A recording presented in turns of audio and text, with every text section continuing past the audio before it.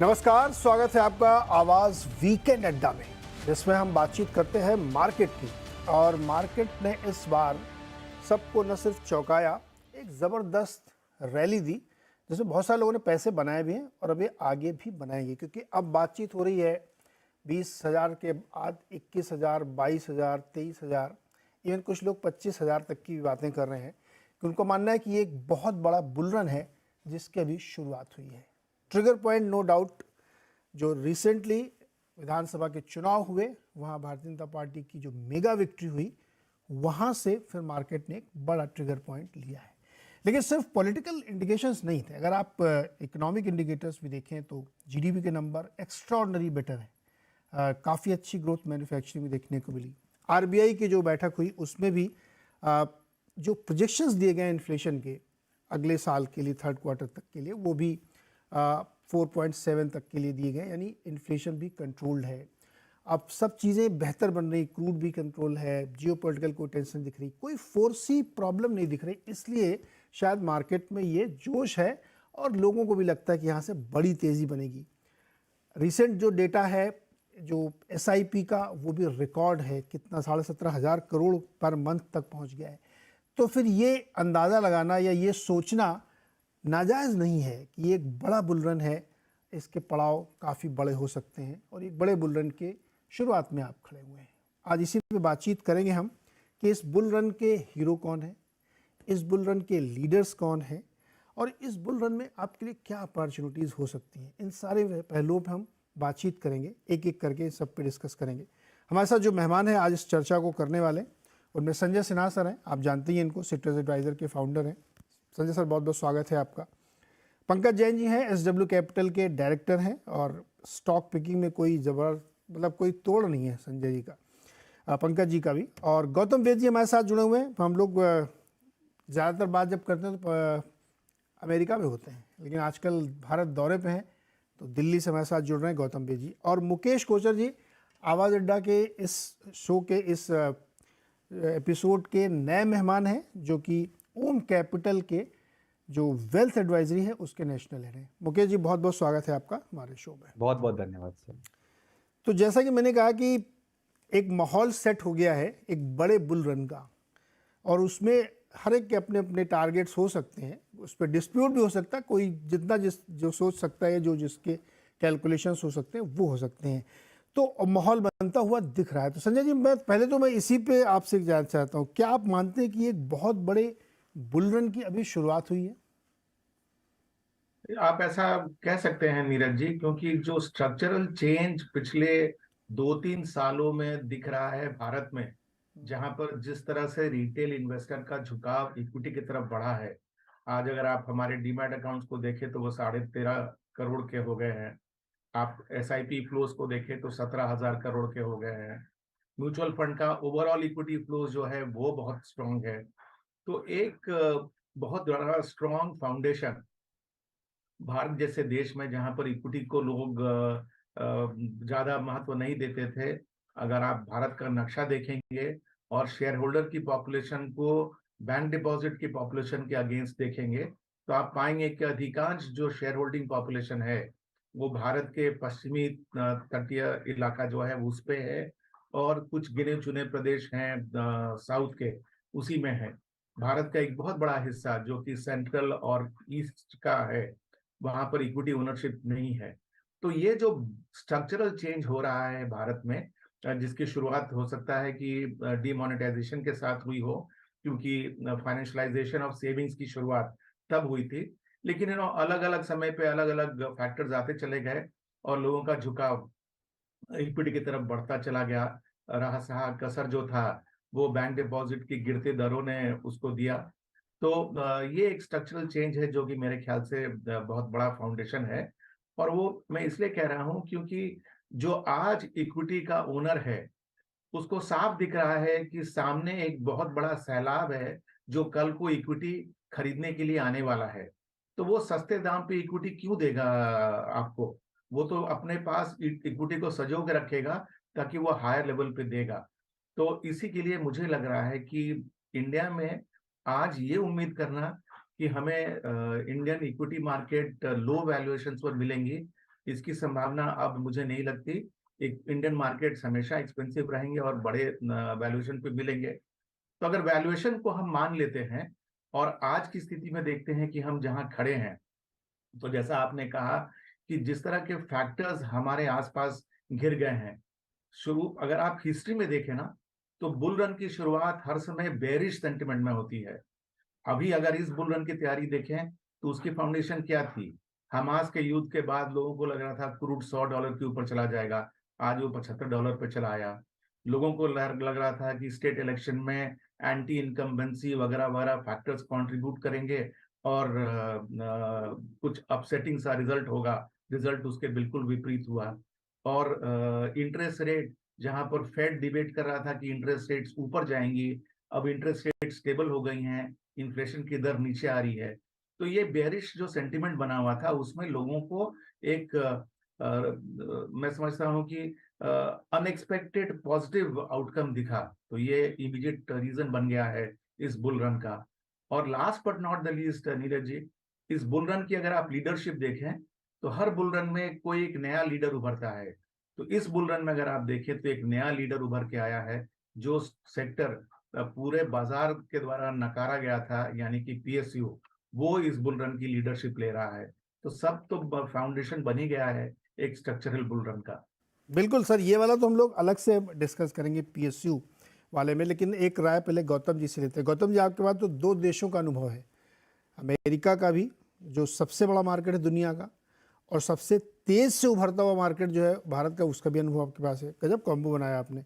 तो क्या ये जो अभी संजय जी कह रहे थे कि महंगे सस्ते की डिबेट एक सब्जेक्टिव डिबेट है, क्योंकि जैसे मान लीजिए जिसने कभी एचडीएफसी बैंक का 300 रुपये का भाव देखा ही नहीं, आज वो 1600-1700 का भाव देख रहा है, या उसने पिछले 2-3 साल में देखा तो 1400 के नीचे नहीं जाता, उसको ये क्यों लगना चाहिए कि ये महंगा सस्ते की डिबेट में पड़ा? मैं तो कल से मैं मार्केट में आया हूँ, मुझे दिख रहा है ये 1600 का मिल रहा है, तो लेना चाहिए। जैसे संजय जी कह रहे हैं कि बहुत बड़ी जो नई कम्युनिटी आ रही पैसे लेकर के मार्केट के लिए, तो क्या इस वक्त इंडियन कॉन्टेक्स्ट में कि बाजार बहुत महंगा हो गया इसलिए बहुत डर लगना चाहिए? जैसे एक कॉन्टेक्स्ट में होता था, जैसे ही मार्केट 1000 पॉइंट निफ्टी चला, अरे बहुत महंगा हो गया, अब एक बड़ा करेक्शन आएगा, सब लोग डर जाते हैं, ये सब नेगेटिव बातें शुरू हो जाती हैं।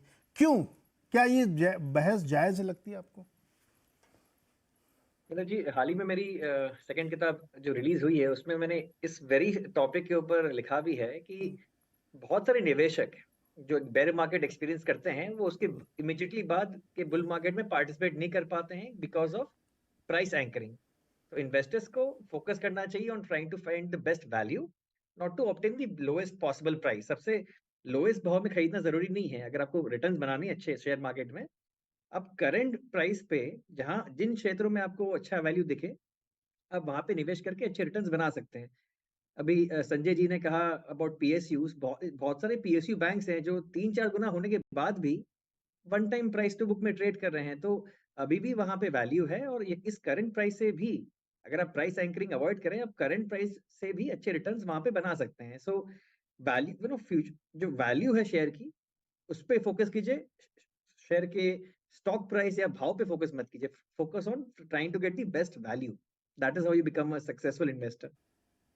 गौतम जी, आप मुझे 3 कारण बताइए जिस वजह से आपको लगता है कि भारत में एक बड़े बुल रन की शुरुआत हो चुकी है, अगर आप एग्री करते हैं तो।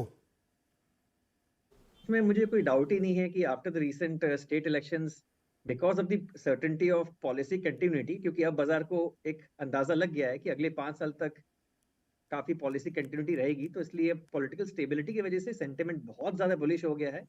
उसके साथ साथ क्रूड ऑयल जो इंडिया के लिए बहुत बड़ा फैक्टर है, वो $100 से गिर के $70 हो गया है। 30% की गिरावट क्रूड ऑयल में आई है।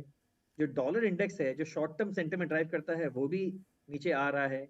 और यूएस इंटरेस्ट रेट्स 10 ईयर के जो 5% टच किए थे, वो 5% से गिर के 4.1% तक आ गए हैं। तो ये तीनों की फैक्टर्स जिनकी वजह से small cap mid cap shares में नया बुल रन स्टार्ट होता है, तीनों अब इंडिया की फेवर में है। तो एक ही अभी फिलहाल कंसर्न है मोस्ट इन्वेस्टर्स का, वो है एंट्री वैल्यूएशंस।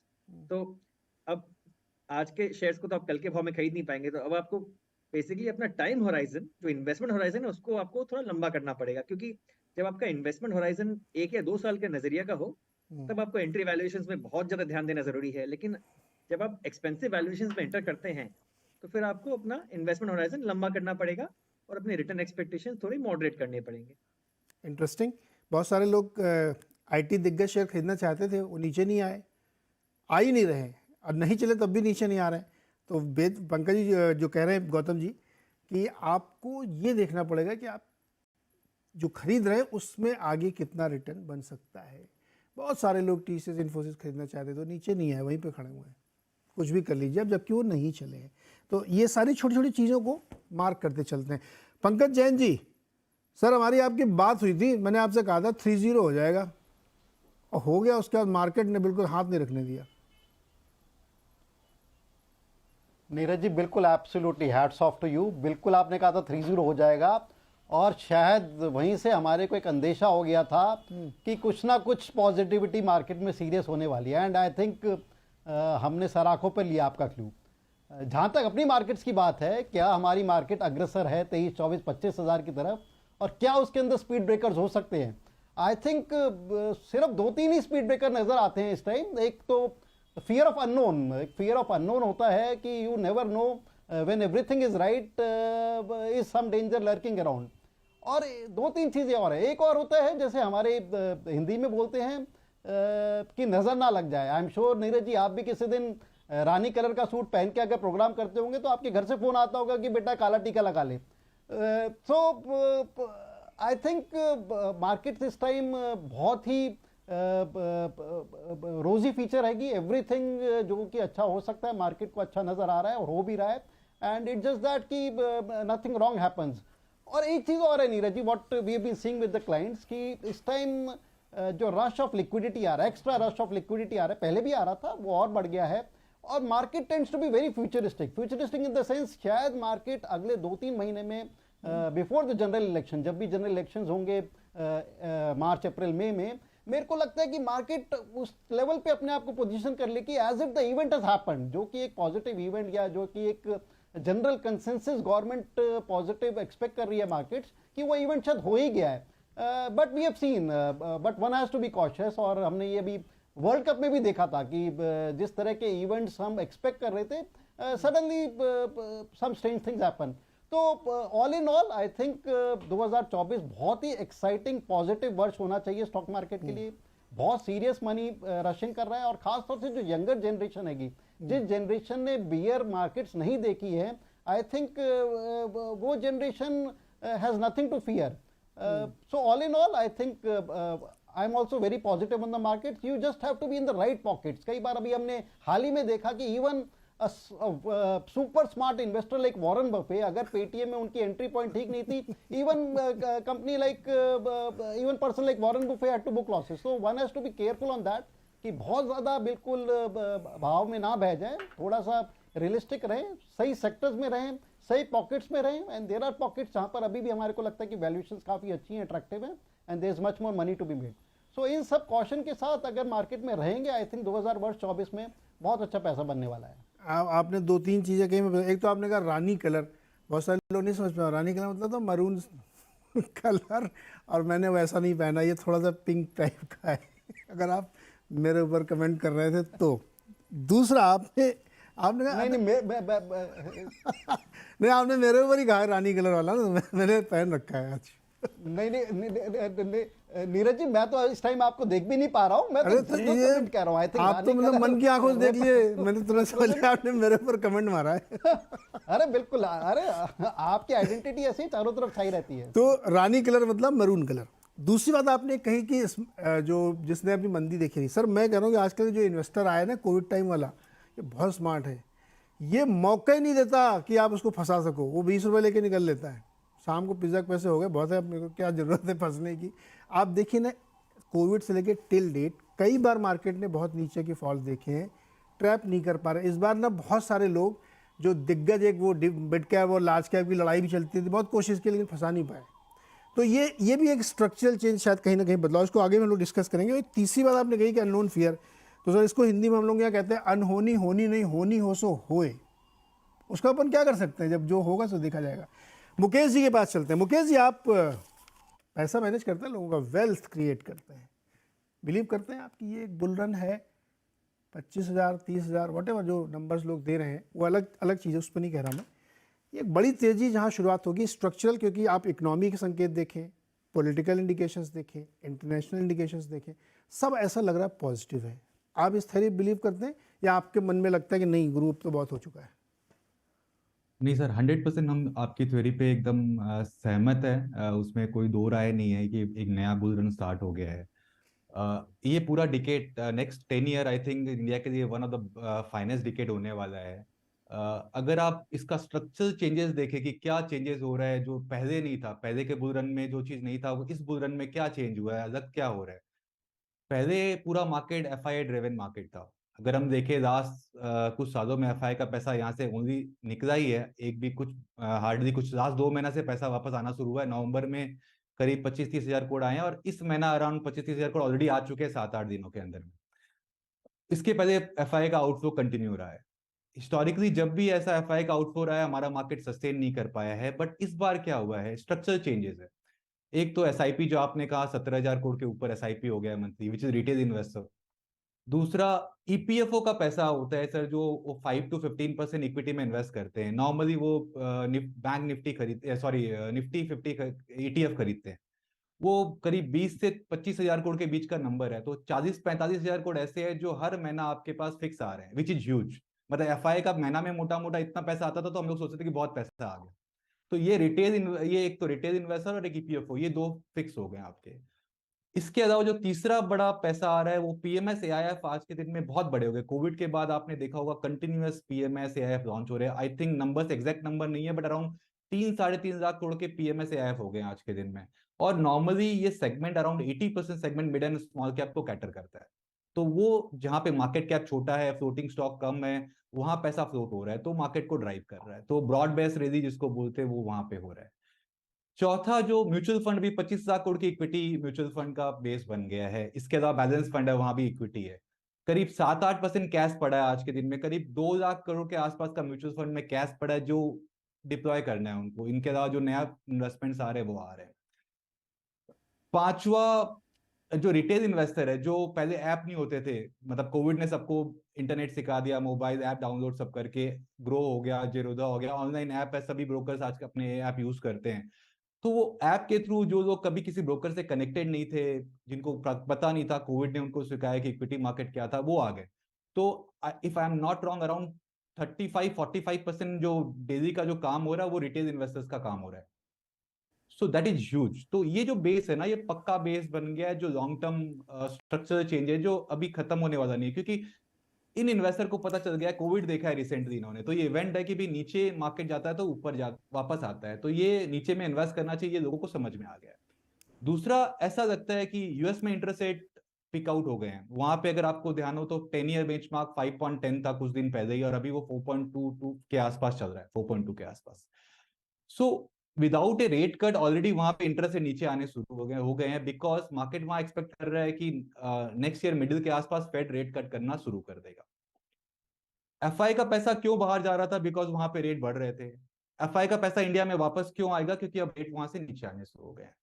तो और प्लस एक फियर ऑफ जो मिसिंग आउट, जो अभी तक क्या हुआ, एफआई ने अपने आप को ऐसा फील किया कि भाई इंडिया मार्केट इतना बड़ा रैली किया but they were missing totally. तो FOMO factor will also come into play. तो हमारा ऐसा मानना है कि जनवरी ऑनवर्ड से तो छुट्टी, दिसंबर और जनवरी थोड़ा छुट्टी का महीना होता है, मे बी 15 और 20 जनवरी के बाद से हम लोग को ऐसा लगता है कि एफआई का पैसा भी फ्लो हो जाएगा। इसके अलावा सबसे बड़ा बात, जो रिसेंटली स्टेट इलेक्शंस हुए वहां पे बहुत क्लैरिटी आ गई कि भी सेंट्रल इलेक्शन में स्टेबिलिटी रहने वाला है, तो मार्केट अब उसको डिस्काउंट कर रहा है। तो सबसे बड़ा बात है कि जो करंट गवर्नमेंट है वो जो ग्रोथ जिस तरह का वो डेवलपमेंट कर रही थी हिस्टोरिकली और जिस तरह का उनका प्लान होता है वो पूरा का पूरा इंफ्रास्ट्रक्चर लेड ग्रोथ होता है। तो वो फ्री बीज बांट के कंज्यूमर ओरिएंटेड ग्रोथ नहीं करते जो हमने हिस्टोरिकली देखा था पहले। तो ये जो ग्रोथ स्टोरी चली है ये बहुत लंबा जाने वाली है। अभी अपने एक और पॉइंट है कि अगर आप देखें तो इंडिया का इमर्जिंग मार्केट में जो वेट आई थिंक अराउंड 7% था 2020 के आसपास, वो अभी बढ़ के 16% हो गया है। तो ये जो ग्लोबल मनी ऑलरेडी जो फ्लो हो रहा है या फ्लो होने वाला है, प्लस ये डोमेस्टिक मनी, ये एक बहुत, एक तो लिक्विडिटी है, ये तो ड्राइव करेगा ही, बट वैल्यूएशन आता है उसके बाद की वैल्यूएशन कहाँ। तो जब दो चीज है सर यहाँ पे कि अगर इतनी लिक्विडिटी आती है कोई सिस्टम में, कोई मार्केट में, तो एक तो मार्केट का री रेटिंग हो जाता है। जिस पी को आप सोचते हैं कि ये पी तो महंगा है, उस पी से आप ऊपर पी देना शुरू करते हैं, क्योंकि इतनी लिक्विडिटी चेस करी तो आपको पी को री रेटिंग करना होता है कि भाई इसका पी यहाँ पे होना चाहिए, पहला। दूसरा, आप अगर देखेंगे 2021 सितंबर अक्टूबर क्वार्टर से लेके अभी तक का अर्निंग ग्रोथ देखेंगे एब्सोल्यूट नंबर में, तो 40-45% का एब्सोल्यूट नंबर है। करीब उस टाइम में निफ्टी का जो ईपीएस था वो अराउंड 640 के आसपास था, अभी 940 के आसपास है। तो ईपीएस ग्रोथ अराउंड 40% है, बट उतना मार्केट नहीं बढ़ा अगर आप उस नंबर्स से देखेंगे तो, राइट। तीसरा पॉइंट ये है कि खाली निफ्टी या सेंसेक्स देख के स्टॉक स्पेसिफिक अपॉर्चुनिटी हर मार्केट में रहती है। हमारा ये मानना है कि, सॉरी मुकेश जी, एक इंटरेस्टिंग पॉइंट यहाँ पे ये है कि ये सारे जो इंडिकेटर्स या फैक्टर्स आप डिस्कस करें, मैं एक चीज़ आप लोगों से और जानना चाहता हूँ, बड़े क्विक जवाब चाहिए। सबसे बड़ा फैक्टर मुझे तो लगता है पॉलिटिक्स बनाई हुई रिसेंट जो 31-30 तारीख को एग्जिट पोल आया। एग्जिट पोल से पहले निफ्टी नियर लाइफ टाइम पे खड़ा था, और फिर जब वो एग्जिट पोल आ गए उसके बाद फिर रिजल्ट के बाद तो फिर आप कहानी देखिए क्या हो रही है। तो जब इतना बड़ा फैक्टर पॉलिटिक्स है, यानी गवर्नमेंट की कंटिन्यूटी या और उसको अच्छे समझें, तो बाजार को एक स्टेबिलिटी चाहिए मार्केट में, और एक ग्रोथ ओरिएंटेड सरकार उनके सामने खड़ी है। ये सबसे बड़ा फैक्टर है क्या इस समय, संजय सर? नीरज जी, आज से नहीं, अगर आप कोविड के समय से देखें तो सरकार या सरकार की एजेंसी का बहुत बड़ा योगदान रहा है भारत के कैपिटल मार्केट्स के आज के उत्थान के प्रति। कोविड के समय जिस तरह से फ्रंट फुट पर आके आरबीआई ने लिक्विडिटी इन्फ्यूज किया, और जिस तरह से सरकार की कदम उस समय सरकार ने उठाई, तो आप देखिए कि एक एक करके बहुत सारी चीजें रही सरकार की तरफ से जिसने कि मार्केट को सपोर्ट किया। एक तो रिसेंट एग्जांपल अगर आप ले ले तो ये जो पीएलआई सरकार ने इंट्रोड्यूस किया, उसके कारण कई सेक्टर्स में तेजी आई। आज भी अगर आप देख रहे हैं, अगर हम पीएसयू की चर्चा कर रहे हैं, तो डिफेंस के स्टॉक्स में जो तेजी आई वो सरकार के प्रोत्साहन के द्वारा ही आई, क्योंकि सरकार ने जिस तरह से ना सिर्फ डिफेंस प्रोडक्शन को भारत में शुरू करने के लिए प्रोत्साहित किया, साथ ही साथ हमारी डिफेंस कंपनीज का प्रोडक्शन बाहर एक्सपोर्ट हो, उसके लिए भी सरकार पहल ले रही है। इनफैक्ट हमारे प्रधानमंत्री जब भी किसी देश में जाते हैं तो वो चाहते हैं कि वहां पर भारत की डिफेंस प्रोडक्शन के लिए एक मार्केट क्रिएट करें। कल ही हमने सुना कि एक लिस्टेड पीएसयू डिफेंस कंपनी ने 3 अलग अलग देशों से वार्तालाप शुरू कर दी है एयरक्राफ्ट एक्सपोर्ट करने के लिए। तो नो डाउट सरकार का बहुत बड़ा योगदान रहा है, और इसी के लिए जो हम कह रहे हैं कि पॉलिसी कंटिन्यूटी, शायद इस बात से भी प्रेरित हो रहा है वो फैक्टर कि सरकार अगर कंटिन्यू करेगी तो जिस तरह का मोमेंटम उसने पीएसयू को दिया है वो और भी ज्यादा बढ़ता चला जाएगा। इसी से संबंधित एक चीज और भी है कि जिस तरह की रिफॉर्म्स बैंकिंग सेक्टर में सरकार लेकर आई, और जिस तरह से स्ट्रिक्टली बैंक्स को फोर्स किया गया अपने नॉन परफॉर्मिंग एसेट्स को रिकग्नाइज करने के लिए, उसके कारण उनकी बुक्स क्लीन हो गई। और अब लोग पब्लिकली कहते हैं कि जो टेलीफोन बैंकिंग की प्रथा पहले हुआ करती थी, अब वो बिल्कुल नहीं है। जो भी बैंक का कार्यकलाप है वो बिल्कुल जी ऑनेस्ट और एफिशिएंट तरीके से हो रहा है। संजय सर, आप ना हमारी जो आवाज अड्डा की पॉलिटिकल डिबेट उसमें भी आया करिए। अगर मार्केट और इकॉनमी इतनी ज़रूरी है तो आप लोगों को उस पर बात करनी चाहिए सर, और ये वाकई ज़रूरी है। इंटरेस्टिंग है। अमेरिका में भी अभी चुनाव होने वाले हैं अगले साल, उधर देखना भी गौतम जी की भी जो है सरकार को जैसे करेगी जिससे कि मार्केट और इकॉनमी को बड़ा बूस्ट मिले। अच्छा, मैं दो चीज़ें और लेके आना चाहता हूँ। एक तो जिक्र आपने कर ही दिया था कि पीएसयू इस बुल रन का लीडर बन के उतरा है, तो इस पर मैं सबके कमेंट लेता हूँ क्योंकि ये एक बड़ा सेक्टर है। अभी हम लोग ग्राफिक दिखा रहे थे कि सरकार ने कितना पैसा बनाया, 9 लाख करोड़ की वेल्थ खाली सरकारी कंपनियों में प्रेसिडेंट ऑफ इंडिया के नाम से उसने क्रिएट कर ली। पीएसयू इस कदर रैली बनी है, 40-41% की ग्रोथ एक साल, केवल 2023 की बात मैं कर रहा हूँ, उसमें ये बना हुआ है। पीएसयू स्टॉक में ये रैली क्यों हो रही है और क्या ये रैली अभी चलती रहेगी, इसको मुझे समझना है, ये आप हमें समझाइए। तो मैं पंकज जी आपसे शुरू करता हूँ, फिर मैं ये सवाल सबसे है। पंकज जी बताइए, पीएसयू स्टॉक में क्यों रैली है अभी भी, और क्या इसमें बने रहना चाहिए या घुस जाना चाहिए? देखो नीरज जी, नहीं डेफिनेटली आई थिंक जिस तरह की रैली हमने पीएसयू स्टॉक्स में देखी है से पिछले 2-3 क्वार्टर्स में, आई think this run up will continue. और उसके 3-4 बड़े मूल कारण हैंगे। उसके अंदर सबसे बड़ा कारण अगर देखें, आई थिंक जिस तरह की स्टेबिलिटी ऑफ पॉलिसी है गवर्नमेंट की तरफ से, जिस तरह के पॉलिसी स्टेबिलिटी है, जिस तरह से I would say non interference of government है, प्रोफेशनली अब कंपनियां रन हो रही हैं। And I been reading articles about large number of CEOs who are heading the PSU, चाहे वो पीएसयू कंपनी हो चाहे पीएसयू बैंक्स हो, काफ़ी अच्छे प्रोजेक्शंस आ रहे हैं। They have been serious young people who have been heading the companies, और जिनके पास अगले 3-4-5 साल बड़ा क्लीन रन है। और हम देख रहे हैं खासतौर से पीएसयू बैंक में, आई वाज रीडिंग आर्टिकल कि जो गवर्नमेंट, एक जो प्रोजेक्टेड गवर्नमेंट इंटरवेंशन मानी जाती थी आज से कुछ साल पहले, I think that has come to very minimalistic kind of levels, और बहुत प्रोफेशनली ये सारी कंपनी रन करी है। That is to be seen. अभी हमने जिस तरह से देखा कि अगर हम ऑयल कंपनीज की बात करें, पीएसयू ऑयल कंपनीज की बात करें, in spite of kind of pressures that were on the government, even pre election में जो हम एंटिसिपेट कर रहे थे कि शायद as a bet we could see some kind of से फॉल इन प्राइजेस की गवर्नमेंट शायद पेट्रोल या डीजल के दाम गिरा दे, but government didn't fall into that kind of trap, and in spite of that I think government have done wonders. So companies बहुत अच्छी तरह प्रोफेशनली रन हो रही हैं, कंपनीज की कॉर्पोरेट गवर्नेंस बहुत अच्छी हो गई है। जिस तरह से गवर्नमेंट उन्हें एग्रेसिवली प्रमोट कर रही है, खासतौर से अगर हम देखें जो एक फेवर्ड सेक्टर्स हैं डिफेंस और रेलवेज में, अगर देखें जिस तरह से गवर्नमेंट की प्रोजेक्शंस है रेलवेज के लिए और डिफेंस के लिए, जिस तरह अगले 1 से 2 साल प्रोजेक्शन आ रही है कि गवर्नमेंट ऑर्डर्स इतने अच्छे मिलने वाले हैं, गवर्नमेंट रेलवेज में जिस तरह की एक्सपेंशन जा रही है, so I think this augurs well. एक पूरा एक समीकरण ऐसा बन गया है पीएसयूज की तरफ, जो कि एक मनी को अपनी तरफ मैग्नेट की तरह पुल कर रहा है। सो मेरे को लगता है कि इस अग्रसर गति में पीएसयू स्टॉक्स अभी भी और आगे बढ़ते रहेंगे, and there is no reason why one should book out profits on PSU bank. खासतौर से कुछ एक पीएसयूज, खासतौर से अगर पीएसयू बैंक्स की बात करें, अभी भी मेरे को लगता है बड़े सीरियस कंपेलिंग वैल्यूएशंस पे अवेलेबल हैंगे, जिस तरह के उनके पी चल रहे हैं, जिस तरह से प्राइस टू बुक हैंगे, और जिस तरह से प्रोजेक्टेड परफॉर्मेंस है आने वाले 3-4 क्वार्टर में। सो all in all I think PSUs में सिलेक्ट पॉकेट्स में, सिलेक्ट सेक्टर्स में, खासतौर से पीएसयू बैंक्स, डिफेंस और रेलवेज में हम अभी भी काफी बुलिश हैं, और मेरे को लगता है कि आने वाले 2-3 क्वार्टर में इन सेक्टर्स में काफी अच्छा पैसा बनता है। So one has to stay with PSUs stocks, और जो अभी तक इनमें पार्टिसिपेट नहीं कर पाए, आई थिंक इन तीनों सेक्टर्स में अभी भी नया पैसा निवेश कर सकते हैं। आपने कुछ खरीदा पिछले 15 दिन में पीएसयू में, पंकज जी? मेरे से पूछ रहे हैं जी? हाँ, और क्या?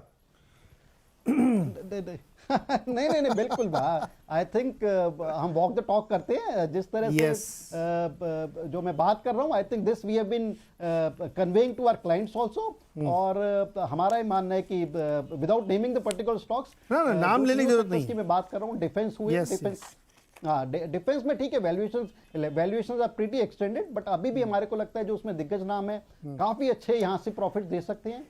सिमिलर थिंग्स विद रेलवेज, और जहां के पीएसयू बैंक्स में मेरे को लगता है वहां तो भी वैल्यूएशन भी बिल्कुल भी स्ट्रेच नहीं हुई है। That is one pocket. मेरे को लगता है कि अगर मार्केट को जो आप बात कर रहे हैं 21, 22, 23 हजार जाना है, तो बैंकिंग सेक्टर और पीएसयू बैंक्स को परफॉर्म करना पड़ेगा, और करेंगे भी। पिछले एक हफ्ते में 6% चला है PSU bank index, energy leading था, 8% चला है। तो बहुत सारे ऐसे मौके थे यहाँ पे अभी बने हुए। गौतम जी, आपको भी लगता है कि इंडिया का जो पीएसयू सेक्टर है वो ऐसे परफॉर्म करे? इसमें मैं थोड़ा कॉन्टेक्स्ट में रख देता हूँ जिससे लोगों को समझ में आएगा। जैसे रेलवे की बात अभी हो रही थी, डिफेंस की बात हो रही है, पावर सेक्टर है, इंफ्रास्ट्रक्चर है, इसमें बहुत स्ट्रक्चरल चेंज हुए हैं। जैसे पावर की बात मैं करूँ तो उसमें एक इलेक्ट्रिसिटी एक्ट पास किया सरकार ने, तो उसके जो 3 हिस्से होते हैं उसमें उसने 2 तो बिल्कुल फिक्स कर दिए हैं कि डिस्कॉम और जेनको को कोई नुकसान नहीं होगा। अब जो नुकसान झेलना हो सरकार झेले, जिसको फ्री बांटना तो अपनी जेब से दो या कंज्यूमर दे। तो इसलिए आप देखिए कि वो जो 2 कंपनियां जो इन क्षेत्रों में काम कर रही हैं उनमें ज़बरदस्त रैली है, और उनको जो फाइनेंस कर रहे हैं उसमें ज़बरदस्त रैली है। वैसे ही अगर आप रेलवे में देखें तो 1 शॉट में 90,000 वैगन का ऑर्डर दिया गया, जो कि 30% था, जो कि इतिहास में आज़ादी बाद से ऐसा कभी नहीं हुआ था कि 1 शॉट 90% का कैपेक्स। लेकिन ये तो कुछ भी नहीं है। अभी भी आप देखो ना, छठ के पूजा के समय ट्रेन में कैसे भर भर के लोग गए थे। इससे ये पता लगता है कि अभी इससे 10 गुना ज़्यादा किया जाना है, अभी तो केवल शुरुआत हुई है। तो बहुत बड़ी अपॉर्चुनिटी रेलवे में, इंफ्रास्ट्रक्चर में। आज़ादी से अब तक $9 ट्रिलियन खर्च किया गया है इस पूरे इसमें, जिसमें 5 प्राइवेट का और 4 सरकार ने किया है। तब ये स्थिति में हम पहुँचे। अभी तो सोचिए इससे कितना ज़्यादा किया जाना है। तो ये सिर्फ बैकड्रॉप इसलिए कि PSU फर्जी नहीं चल रहे हैं। जैसे कुछ लोग स्टोरी चलाते हैं कि वहाँ पर गवर्नमेंट का स्टेक 90% इसलिए चलते रहते हैं। नहीं साहब, आप गलत हैं। PFC में ऐसा कुछ नहीं है, NTPC में ऐसा कुछ नहीं है, वो भी रन अप कर रहे हैं। गौतम जी, पसंद है आपको PSU की रैली? जी, हर नया बुल मार्केट हाँ, स्टार्ट में पहले जो conventional traditional good quality stocks हैं, पहले वो फुली वैल्यूड हो जाते हैं, और उसके बाद मार्केट पार्टिसिपेंट्स हाँ, अलग अलग सेगमेंट्स में वैल्यू एंड सस्ते वैल्यूएशन के शेयर्स ढूंढना शुरू करते हैं। तो अगर आप देखें, अप्रैल से जो रैली शुरू हुई है, उसमें PSU ने इसलिए लीड लिया क्योंकि उनके वैल्यूएशंस उस समय भी काफी सस्ते थे। तो PSU के अंदर, जैसे आपने कहा, रेलवेज, डिफेंस, बैंकिंग, और उसमें मैं एक और चीज ऐड करूंगा, रिन्यूएबल एनर्जी। ये 4 सेक्टर्स में it is purely driven by fundamental. जैसे आपने सही कहा कि इसमें फंडामेंटल चेंजेस आए हैं, गवर्नमेंट का थ्रस्ट है, कॉर्पोरेट गवर्नेंस इंप्रूव हो रही है, और सक्सेसफुल इन्वेस्टिंग के लिए आपको हमेशा फोकस करना पड़ता है ऑन द डेल्टा और the rate of change, of positive change. So जब सबसे ज्यादा पॉजिटिव चेंज सबसे स्पीड में हो रहा है PSU सेक्टर में, इसलिए इनके शेयर्स में इतनी तेजी आई है पिछले 6-7 महीने में। एंड जब तक फंडामेंटल्स इनके रोबस्ट रहेंगे, मेरे ख्याल से रीरेटिंग चलती रहेगी। क्योंकि जैसे संजय जी ने इंटरेक्शन के शुरू में कहा था कि हर नए बुल मार्केट में एक नया लीडर होता है, तो वो नया लीडर कहाँ से आता है? वो उसका बेसिक प्रेमाइज होता है अंडर ओनरशिप। सो पहले आप शुरू करते हैं डीप वैल्यू से, फिर आप जाते हैं वैल्यू में, वैल्यू से जाते हैं फेयर वैल्यू में, फेयर वैल्यू से जाते हैं एक्सपेंसिव में, फिर सुपर एक्सपेंसिव में, एंड फाइनली एब्सर्डली हाई और रिडिकुलसली इनसेन वैल्यूएशंस तक पहुंचते हैं। तो ये पूरी जर्नी होती है। आई थिंक हम लोग अभी बस मिडिल ऑफ दैट जर्नी तक ही पहुंचे हैं in the PSU pack, and there is a long way to go. So जब तक ये फंडामेंटल्स इनके रोबस्ट रहेंगे, मेरे ख्याल से because of the under ownership, क्योंकि अभी भी काफी अंडर ओन्ड है by most market participants, because disbelief is a necessary characteristic for any new bull market sector. So अभी भी काफी participants इन क्षेत्रों में disbelief में हैं। So इनमें जैसे जैसे flows आते जाएंगे, इनकी रेटिंग चलती रहेगी। ऐसा अभी कोई है इनसेन वैल्यूएशन में पहुंच गया हो जो कोई सेक्टर? कुछ select pockets with PSU, for example कुछ सिलेक्ट डिफेंस कंपनीज बहुत ज्यादा हाई वैल्यूएशन से पहुंच गए हैं, लेकिन बैंकिंग क्षेत्र में अभी भी अच्छा वैल्यू मिल रहा है। For example, as a disclaimer, हमारे डिजिटल कंपाउंडर्स PMS में हमारे पास स्टेट बैंक ऑफ इंडिया है, जो लेस देन 1 टाइम बुक पे ट्रेड कर रहा है। तो अभी भी हमें वैल्यू तो मार्केट में मिल रही है, लेकिन अब आपको बहुत सिलेक्टिव होना पड़ेगा, और अभी ब्रॉड ब्रश टाइप इन्वेस्टिंग कर नहीं सकते हैं कि सारे PSU बैंक से लो। जहां जहां वैल्यू अभी भी अवेलेबल है, आपको वहां पे बॉटम अप एनालिसिस करके खरीदारी करनी पड़ेगी। इंटरेस्टिंग। ऐसा डिस्क्लोजर के साथ दे दो, जिस भी स्टॉक का यहाँ कोई नाम लिया जा रहा है वो कोई बाई सेल रिकमेंडेशन नहीं है, केवल एग्जांपल के लिए है। तो एग्जांपल आपने जो कि डिफेंस वाला दिया, तो इसमें कॉन्टेक्स्ट डालता हूँ मैं। HL का नाम बहुत आता है, अरे भाई कितना रोज एक ऑर्डर मिलता है, DSC कमेटी की बैठक होती है तो उसके बाद वो चलता। अभी वो डबल कलर मेरे ख्याल में 5,000 से ऊपर 5600-5700 के आसपास वो पहुँच गया है। एक थ्योरी ये है, थ्योरी नहीं मतलब फैक्ट्स हैं ये, कि जो भी डिफेंस सेक्टर में इस वक्त हो रहा है वो with in that budgeted allocation में ही है। यानी अगर 4 लाख करोड़ का हमारा डिफेंस बजट है, तो जो भी ये रिजिग हो रहा है ये विद इन 4 लाख करोड़ से। अभी हमने उसमें एडिशनल पैसा ना बाहर से आया ना अंदर से आया है, यानी पुराने को हम रिप्लेस कर रहे हैं, उस पैसे के दम पर ये सारे डिफेंस स्टॉक चल रहे हैं। और बिल्कुल ये आप सही कह रहे हैं कि वैल्यूएशन तो आप देखेंगे तो डर जाएंगे, लेकिन उसके बावजूद वो नीचे आने को तैयार नहीं है। अब ये नई चीज़ें निकल के आ रही हैं कि अभी यहाँ से बजट में भी आपको इन्हेंस देखने को मिलेगा, और इंडिया एक एक्सपोर्ट हब बनेगा डिफेंस में। इसमें कोई शक नहीं, कोई रोक नहीं सकता अभी इसको, क्योंकि आपको सबसे सस्ता यहाँ पे और सबसे अच्छा मिल रहा है।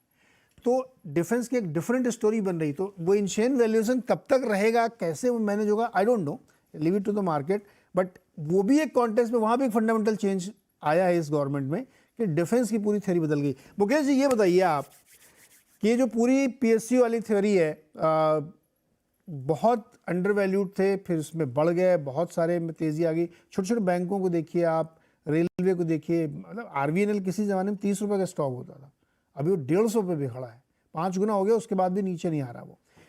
क्या आपको लगता है कि PSU की वैल्यू जो बनी है या अभी और चलेगी और आप लोग इसमें पार्टिसिपेट करना चाहेंगे? सॉरी सर, बेसिकली मार्केट में क्या जो साइकिल्स आती है सर, या तो कभी ग्रोथ से की साइकिल्स आती है, ग्रोथ स्टॉक्स चल रहे हैं। अभी जो लास्ट 6 महीना में जो साइकिल चली है, पूरी वैल्यू स्टॉक की साइकिल चली है। वैल्यू स्टॉक में पीएसयू स्पेसिफिकली बहुत अंडर वैल्यूड था। अगर आप देखें 8-10 साल से, अगर अभी अभी भी आप सीएजीआर निकालेंगे बहुत सारे पीएसयू स्टॉक्स का, तो सिंगल डिजिट में सीएजीआर निकलेगा। अगर आप 8-10 साल पहले कोई पीएसयू स्टॉक लेते, तो शायद आपका 8 या 10% का सीएजीआर बनता कंपाउंडिंग, राइट। बट हाँ, नेचुरली जो अभी 6 महीना, साल भर, 2 साल पहले जिन्होंने लिया है, वो बहुत बड़ा कंपाउंडिंग रिटर्न वहां पे देखने को मिला है, बिकॉज ऑफ मेनी रीजन जो हमारे अंदर पैनलिस्ट ने बताई। बैंकिंग स्पेसिफिकली, बैंकिंग में जो हम लोग को लगता है सर, आज के दिन में बैंकिंग अपने सबसे लाइफ टाइम के सबसे बेस्ट टाइम में खड़ा है। इन टर्म्स ऑफ जितने भी बैड एसेट थे सब राइट ऑफ हो गया, एनपीए एकदम नीचे की तरफ आ गए, वेल कैपिटलाइज है। पहले बजट पे रहता था कि बजट में एलोकेशन मिलेगा कैपिटल का तो कैपिटलाइज होंगे, अभी वो सेल्फ कैपिटलाइज होते हैं, टायर 1 टायर 2 कैपिटल खुद ही रेस करते हैं, सारा कैपिटल का कोई प्रॉब्लम है नहीं। तीसरा, जो एनसीईटी के केसेस थे वहां से भी रिकवरी आ रही है, जो राइट ऑफ हुआ था पूरा का पूरा पीएनएल में ऐड हो रहा है। तो बैंक के लिए तो चारों तरफ से चांदी बरस रही थी, राधा ने कहूँ कि सोना बरस रहा था। तो बेसिकली ये सारी सिनेरियोज में बैंक आज भी हम लोग को लगता है, अगर पूरे ब्रॉड मार्केट में अगर वैल्यूएशन की बात करें, तो बैंक अभी भी ऐसा पॉकेट्स है। बीएफएसआई सेक्टर एक ऐसा सेक्टर है जहां पे in not only in PSU but private banks में भी बहुत सारा वैल्यूएशन आपको मिल सकता है अगर आप वहां पे ढूंढते। तो पीएसयू बैंक में पर्टिकुलरली बहुत सारे बैंक आपको 1 के आसपास का प्राइस टू बुक वैल्यू मिल रहा है, which is phenomenal come given the current, जिस तरह का अभी उनका बैलेंस शीट का सिचुएशन है, इस वैल्यूएशन में बहुत सस्ता है। तो there is a huge I think upside in that PSU space of banking particularly. Railway में अगर बात करें तो जो आपने कहा 90,000 वैगन का जो ऑर्डर मिला था, वो 3 साल का ऑर्डर था। अगर सारी रेलवे कंपनी का हम लोग अगर एक साथ प्रोडक्शन करें, 100% कैपेसिटी में करें, तो 3 साल तक का ऑर्डर बुक उनका कंप्लीट है। तो 100% कैपेसिटी में अगर 3 साल एक कंपनी चल रही है, तो उसका सारा मैट्रिक्स चेंज हो जाता है। उसके बाद अभी आपने रिसेंटली देखा होगा 20,000 वैगन का और एक टेंडर गया, और 20,000 का एक फॉलो ऑन और टेंडर है उसके बाद। इसके अलावा 2030 तक गवर्नमेंट की प्लानिंग है कि सारे प्लेटफॉर्म को ये लोग एकदम एयरपोर्ट जैसा बनाएंगे। तो रेलवे में इनका प्लान बहुत रिबूस्ट है, नए नए ट्रेन आ रही है, वंदे भारत का नया चल रहा है। तो बाई एंड लार्ज रेलवे में हम लोग बहुत बुलिश है। रेलवे में भी बहुत सारे स्टॉक्स है जो अभी भी अच्छे वैल्यूएशन पे मिल रहे हैं। स्टॉक स्पेसिफिक मैं नाम नहीं देना चाहूंगा, बट वहां पे भी वैल्यू है। बट कुछ चीजें कुछ कुछ जगह पे ऐसे पॉकेट्स है जो रन अप कर गए, जैसे डिफेंस पर्टिकुलरली कुछ वैल्यूएशन से आगे रन अप कर गए हैं। पर उनका भी रीजन होता है सर, क्या होता है, मार्केट हमेशा जो ग्रोथ को वैल्यूएशन देता है। यहाँ से क्या ग्रोथ, कि अगर डिफेंस कंपनी को एक हायर वैल्यूएशन मिल रहा है बिकॉज कि सबको पता है अगले साल डिफेंस में बहुत बड़ा बजट एलोकेशन होने वाला है, उनके ऑर्डर बुक बढ़ने वाले, इनको उनको एक्सपोर्ट ऑर्डर बढ़ने वाला, डोमेस्टिक ज्यादा से ज्यादा चीज हम लोग यहाँ पे बनाएंगे तो उनके ही ऑर्डर बढ़ने वाले। तो ये सारा जो वैल्यूएशन है हम लोग 1-2 साल आगे का उनको आज के दिन में दे रहे हैं। तो आई डोंट थिंक कि वहां पे कोई बड़ा करेक्शन देखने को मिलेगा। बट कुछ पॉकेट्स हमको लगता है अभी भी ऐसे हैं जो इतने अच्छे इफिशिएंटली मैनेज नहीं हो रहे हैं, बट फिर भी उनका valuation because of PSU fact चल रहा है, तो साथ साथ वो भी चल गए। तो आपको थोड़ा कॉशियस रहने का जरूरत है कि भी stock selection PSU as a whole में कहाँ पे स्टॉक सिलेक्शन हो, वैल्यूएशन समझ के आगे का स्टोरी, ग्रोथ स्टोरी कौन सा सेक्टर में, उसके हिसाब से पिक करनी चाहिए। तो चूज एंड पिक वाला आई थिंक जगह है वहां पे। ये तो मतलब एक जनरल अवेयरनेस वाली बात है, और मैं सहमत भी उससे कि हमेशा आपको पिक एंड चूज करना पड़ेगा। कहीं कहीं आपको हो सकता है कोई, जैसे बहुत सारे ऐसा नहीं, सरकारी स्टॉक भी जिनके काम कुछ नहीं है, केवल कंपनियां कागज पे हैं अभी, वो भी चल पड़े हैं। तो इतना तो आपको ध्यान रखना पड़ेगा। इतनी बेसिक हाइजीन के लिए आपको, मुझे लगता है कि मुकेश जी की ज़रूरत है, या इस शो को भी देखने की ज़रूरत नहीं है। उतना बेसिक हाइजीन तो आपको खुद कर लेना चाहिए। लेकिन जहाँ बिजनेस है वो बहुत स्ट्रक्चरल चेंज हुआ है। संजय सर, पावर सेक्टर भी एक पीएसयू डोमिनेटेड सेक्टर है। मैंने कहा ना, उसमें एक बहुत बड़ा एक्ट आया और उसके बाद फिर पूरा गेम चेंज हो गया। और देखिए ना, इरेडा का जो आईपीओ है तो उसमें क्या क्या रिस्पॉन्स था लोगों का, मतलब पागलों का, जैसे दोबारा इरेडा कभी मिलेगा नहीं। 100% एक दिन में, अब उससे वो नीचे आने को तैयार नहीं है। सो ये जो फैंसी है या क्रेजीनेस है, क्या है ये पीएसयू में जो चल रहा है? तो चूंकि आपने पावर सेक्टर की चर्चा की है, तो उस कंटेक्स्ट में नीरज जी एक बहुत इंटरेस्टिंग स्टेटिस्टिक्स एक मल्टीनेशनल ब्रोकिंग हाउस के एनालिस्ट ने सामने रखा कि भारत में पर कैपिटा पावर कंजम्पशन जो है वो है 800 यूनिट पर हेड। यही आंकड़ा यूएस का है 9000 यूनिट्स पर हेड। तो अगर आप इस आंकड़े को देखेंगे और भारत जिस जगह पर अभी खड़ा है कंजम्पशन के जे कर्व पे, तो जैसे जैसे भारत में तरक्की होती जाएगी हमारा पावर कंजम्पशन जो है पर कैपिटा वो बहुत तेजी से आगे बढ़ता चला जाएगा। तो ये जो पावर कंजम्पशन बढ़ेगा तो ये पूरे पावर के इकोसिस्टम को बढ़ावा देगा, जिसमें कि power generation, transmission, distribution, metering, gadgets, cable, ये एक बहुत बड़ा इकोसिस्टम है जो कि इससे बेनिफिट करेगा। आज चूंकि पावर जनरेशन में एक बहुत बड़ा हिस्सा पीएसयू के द्वारा रिप्रेजेंटेड है, तो इसके लिए शायद हम देख रहे हैं कि पावर में भी पीएसयू का पार्टिसिपेशन स्टॉक वाइज परफॉर्मेंस में बहुत ज्यादा है। बट ओवरऑल अगर आप पावर सेक्टर को देखें तो वो भी एक बहुत बड़ा अपॉर्चुनिटी है। एक्चुअली इस चर्चा में नीरज जी एक जो महत्वपूर्ण बात हमें अपने सामने रखने की जरूरत है कि आज का जो भारत है ना, वो आज से 5 साल पहले के भारत से बहुत डिफरेंट है, क्योंकि हमारी जो पर कैपिटा इनकम आज जिस कगार पे पहुंच गई है वो एक एक्सपोनेंशियली तौर पे जो बढ़ने वाली है, उसके कारण पूरे इकोनॉमी का एक मल्टीप्लायर इफेक्ट जो है वो कहाँ रिप्रेजेंट होगा, वो सबसे ज्यादा रिप्रेजेंट होगा हमारे इक्विटी मार्केट में, और जिसका बेनिफिट हमें बहुत सारे सेक्टर्स में मिलेगा। आपने पीएसयू की चर्चा की तो उसमें खाली 2 फैक्ट्स मैं और रखना चाहता हूं कि देखिए पीएसयू को बेनिफिट 3 तरफ से मिला है। एक तो टॉप डाउन, यानी कि बजट के जो एलोकेशन हुए इस साल, अगर आपको याद होगा तो इंफ्रास्ट्रक्चर का जो स्पेंडिंग हमारे बजट में रखा गया ये हिस्टोरिकल हाई था, और उस बजट के एलोकेशन का बेनिफिशियरी रेलवे के बहुत सारे कंपनीज को मिला और हम देख रहे हैं कि उसमें तेजी आई। उसी तरह से डिफेंस को भी बजटरी एलोकेशन का फायदा मिला। तो ये मैं समझता हूं एक टॉप डाउन अपॉर्चुनिटी है जो कि पीएसयू स्टॉक्स को बेनिफिट किया। दूसरा अपॉर्चुनिटी जो है वो है बॉटम अप। 2014 से लेके 2018, हो सकता है मैं 1-2 साल आगे पीछे गलती कर रहा हूं, मैं जो पीएसयू बैंकिंग स्टॉक्स थे और जो पीएसयू बैंक्स थे उनमें जितनी प्रॉफिट नहीं हुई थी उससे ज्यादा मात्रा की नॉन परफॉर्मिंग एसेट्स की राइट ऑफ हुई थी। और यही नंबर अगर आप 2018 से लेके 2023 का देखेंगे तो पीएसयू बैंक में जितना प्रॉफिट हुआ है वो उनके मार्केट कैपिटलाइजेशन के बहुत सोचिए कि एक परसेंटेज के बराबर है। तो जैसा गौरव भी कह रहे थे, in terms of price to book ये पीएसयू बैंक्स अट्रैक्टिव थे, प्लस उनकी प्रॉफिटेबिलिटी बढ़ गई, तो ये दूसरा कारण है जो पीएसयू बैंक्स में इसको फायदा मिला। और तीसरा, जिसमें कि मैं स्टॉक स्पेसिफिक नाम नहीं लेना चाहता हूं for the purpose of representation, but अगर आप देखें तो सरकार ने जैसा टारगेट रखा कोल इंडिया के सामने फॉर कोल प्रोडक्शन, या फिर एनटीपीसी के सामने रखा for power production, these companies public sector होने के बावजूद इन्होंने उस टारगेट को अचीव करने की कोशिश की। तो इसके कारण भी देखें तो उसमें बढ़त उनके प्राइसेस में, जो कि मैं समझता हूं कि उनके प्रोडक्शन कैपेबिलिटी को दर्शाने के लिए जो देखा जा रहा था उसको रिप्रेजेंट करते हुए सामने आया। तो ये सब मिला जुला 3 कारण, एक तो टॉप डाउन बजट के द्वारा because of profitability, and third because of their functioning. बिल्कुल सही कहा संजय जी आपने। और इस बार जो पीएसयू रैली है ना वो बिना उसके नहीं है, तर्क के, बिना बेस के नहीं है। एक छोटा सा ब्रेक लेते हैं, इसके बाद जो बैंक वाली बात आपने कही ना सर, कि जो पहले फ़ोन बैंकिंग होती थी, रादर आप सही कह रहे सर, 2018 तक वो अपनी बुक ही क्लीन कर रहे थे, 0.25 के बुक वैल्यू पे सारे सरकारी बैंक अवेलेबल थे। ये तो 19 के बाद से खेल शुरू हुआ है, कोविड के बाद से ज़्यादा तेज़ी पकड़ी, जब ट्रिपल बैलेंस शीट क्लीन हुई थी तब ये मामला शुरू हुआ। एक छोटा सा ब्रेक लेके आते हैं, इस चर्चा को आगे बढ़ाएंगे। आज हम चर्चा कर रहे हैं कि क्या ये बुल रन जो अभी शुरू हुआ है, ये बड़ी बुल रन की, बहुत बड़े बुल रन की शुरुआत है, उसके पीछे क्या कारण है फंडामेंटल, हमने उसको डिस्कस किया। हर बुल रन की एक नई लीडरशिप होती है, हमने उसको डिस्कस किया। उसमें पीएसयू की क्लियर कट लीडरशिप यहाँ पे दिख रही है, और ये बिल्कुल फंडामेंटल बैक्ड है। ऐसा नहीं कि ये सिर्फ अपने मन से चलने लगे, सब चल रहे हैं इसलिए पीएसयू चला, नहीं, ऐसा बिल्कुल नहीं है।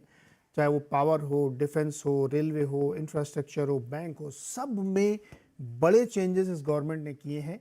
उसका असर हमको देखने को मिला। खासतौर पर बैंक में अगर आप देखें तो तीनों बैलेंस शीट बेहतर हुई है, इंडिविजुअल की भी हुई है, कॉर्पोरेट की भी हुई है और बैंकों की भी हुई है, इसलिए वो रैली बनी है।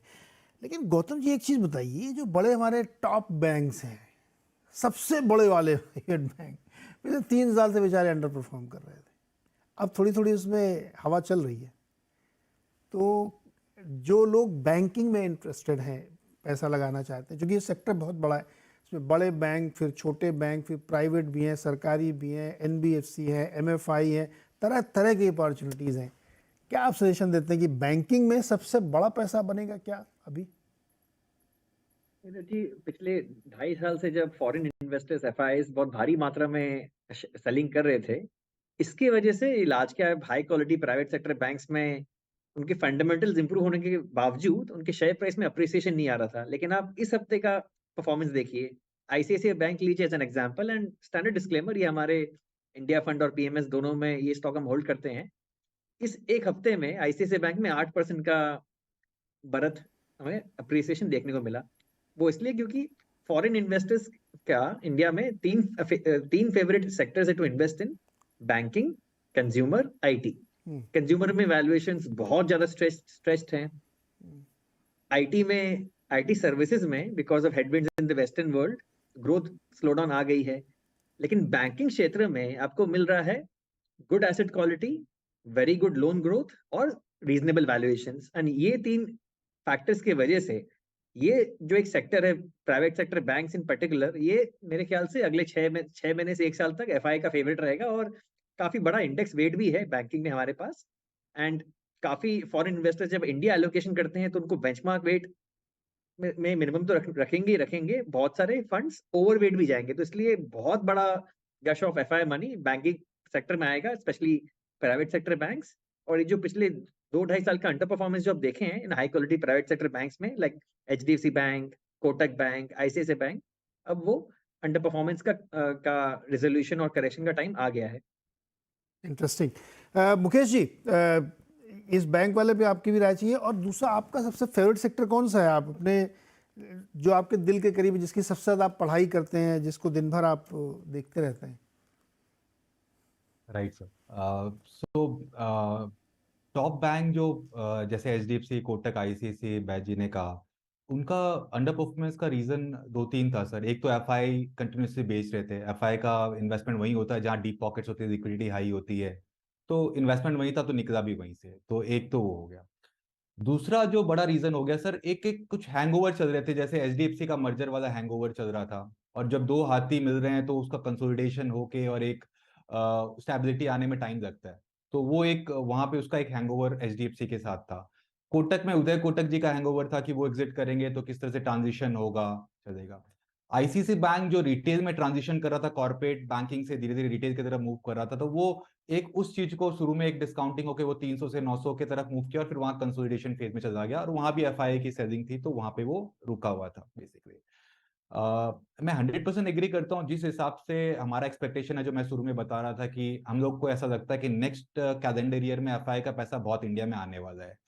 और सिंपल सा है, अगर पैसा आने वाला तो सबसे डीप पॉकेट्स बैंक्स में ही मिलती है, सबसे बड़ा इंडेक्स का वेटेज भी बैंक्स में ही है और लिक्विडिटी भी वहीं पे हाई है। तो वो वहां पे काफी अच्छी तेजी हम लोग को देखने को मिलती है, वैल्यूएशन वाइज भी कंफर्ट है। और एट द सेम टाइम जब मार्केट बहुत रनअप करता है, इंडेक्स ऊपर की तरफ रहता है, तो लोग सेफ बेट की तरफ जाते हैं जो कम बढ़े हुए हैं या जिनका वैल्यूएशन थोड़ा सा रीजनेबल लग रहा है, जो जिनमें और कोई इशू नहीं है। तो आई थिंक डीआईआई में भी अगर आप देखेंगे ना, अभी बहुत सारे म्यूचुअल फंड्स, बहुत सारे पीएमएस, उनका टॉप होल्डिंग हो गया है एचडीएफसी बैंक। सो तो वो क्या धीरे धीरे ये सेक्टर ऐसा है जो यहाँ से धीरे धीरे ग्रोथ करता ही दिख रहा है। रहा बात मेरे फेवरेट सेक्टर का, तो डेफिनेटली वो बीएफएसआई ही है सर, क्योंकि नेचुरली बैंक और एनबीएफसी और बीएफएसआई सेक्टर आज के दिन में बैंक और एनबीएफसी सब सीमित नहीं है। उसमें आप इंश्योरेंस कंपनी भी है, एसेट मैनेजमेंट भी है, ब्रोकिंग कंपनीज भी है, बहुत सारी प्रॉक्सी कंपनीज है जो वहाँ के उसके अंदर में आप दायरे में आ जाती है। तो आपके पास बहुत बड़ा लेवल प्लेइंग फील्ड है, रात दिन जो हम लोग थोड़े दिन पहले देखते थे। अब एएमसी भी आ गई है बहुत सारी लिस्टेड आज के दिन में। तो बीएफएसआई सेक्टर सबसे बढ़िया लगता है और यहाँ से उसका आउटलुक भी हम लोग को बहुत पॉजिटिव लगता है सर। जब मुझे ऐसा लगता है जब मार्केट में बहुत पैसा लोगों को बनता है तो लोग रियल एस्टेट में लगा देते हैं, है ना। लक्ष्मी जी को मकान में डाल दिया। पंकज जी ऐसा करते हैं क्या आप?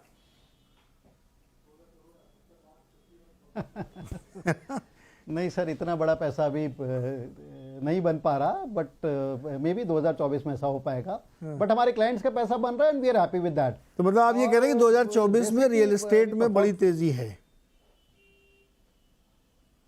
बिल्कुल सर, बिल्कुल सर। है ना, मतलब ये निकला इसका। 2023 में भी बहुत अच्छी 2023 में भी सर बहुत अच्छी तेजी रही है। और नीरज जी आपको ध्यान हो 2022 के एंड में नवंबर दिसंबर में हम आपके साथ शोज किए थे, तो 2-3 जो सुपर आउट परफॉर्मिंग सेक्टर्स या स्टॉक्स आइडेंटिफाई करने की कोशिश की थी, उसमें real estate was one of them.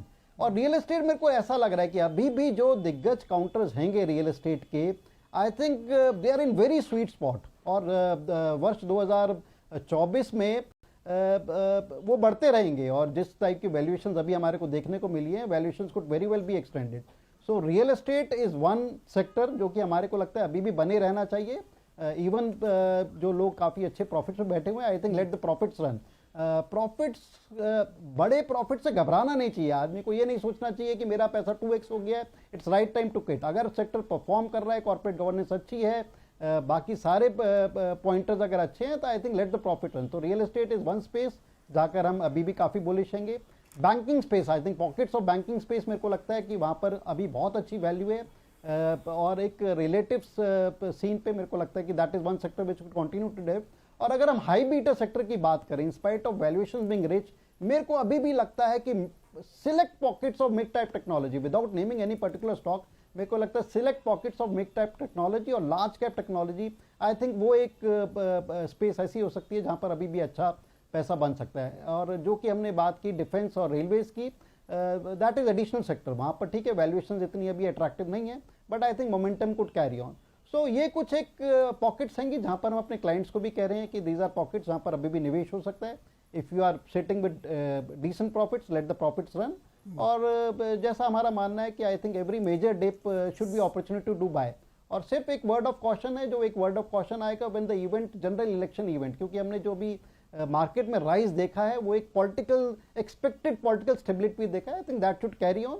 But मेरे को लगता है कि एक जैसे जैसे इलेक्शंस पास आएंगे 3-4 महीने के बाद, या एक्चुअली इवेंट अनफोल्ड करेगा, तब हो सकता है मार्केट में एक थोड़ी सी नर्वसनेस देखने को मिले। और वहाँ पर अगर कहीं भी थोड़ी सी डीपर करेक्शन आती है, that could be point two bye additional. But वहीं पर एक महीना है जहाँ पर थोड़ा सा कॉशन एक्सरसाइज करना चाहिए, लेट द इवेंट अनफोल्ड।